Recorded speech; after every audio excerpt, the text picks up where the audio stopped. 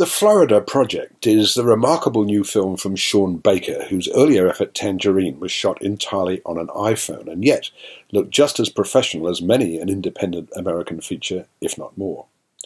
His new film leaves the iPhone behind and uses traditional camera technology, but otherwise it has a great deal in common with its predecessor.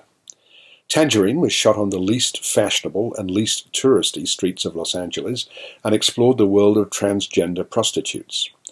Florida unfolds not far from Disney World, but again, this is a slice of America tourists are unlikely to see. The global financial crisis and the general downturn have brought about extreme poverty. The film's protagonists, Hallie, Bria Vinate, and her 6-year-old daughter, Mooney, Brooklyn Prince, live in the Magic Castle Motel, a tacky establishment painted in garish purple tones and costing them $38 a night for a room. The Magic Castle might once have been a place where tourists visiting Disney World stayed, but now it's entirely occupied by impoverished women and children. There are hardly any men in evidence, though the place is managed by Bobby, Willem Dafoe, a decent fellow who tries his best to help the women and children who live in an environment where the presence of bedbugs vie with non-payment of rent as daily challenges. I got a videotape of the kids illegally entering the utility room. Don't have guilty, okay? Hey, Scooty. Do you hear what I just said? I got it. I'm gonna talk to her. Happy Skin, you're out of here. It's only second week of the summer and there's already been a dead fish in the pool. We were doing an experiment. We were trying to get it back alive.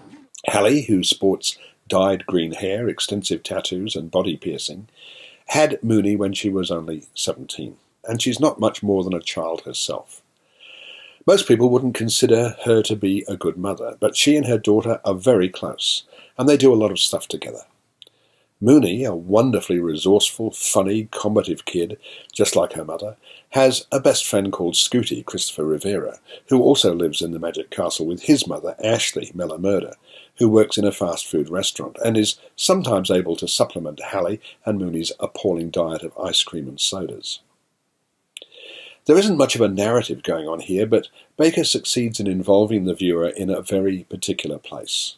The area where mother and daughter live, attempt to scam, steal, and cheat the tourists at the much smarter hotels nearby in order to make a living, is incredibly tacky. The acting in the Florida Project is simply wonderful. I was reminded of the work of the late Italian neorealists and films like Bicycle Thieves that also depicted a grinding poverty, often through the eyes of small impressionable children. Young Brooklyn Prince is totally convincing as the cheeky, argumentative, brash, and amazingly resilient Mooney. But all the actors are great, and it's a tribute to Willem Dafoe that, as one of the few professionals cast, he blends in so seamlessly with all the others.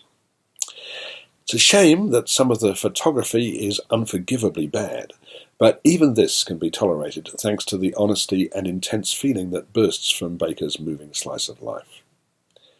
You wonder how Mooney and her friends will survive, what sort of adults they'll become.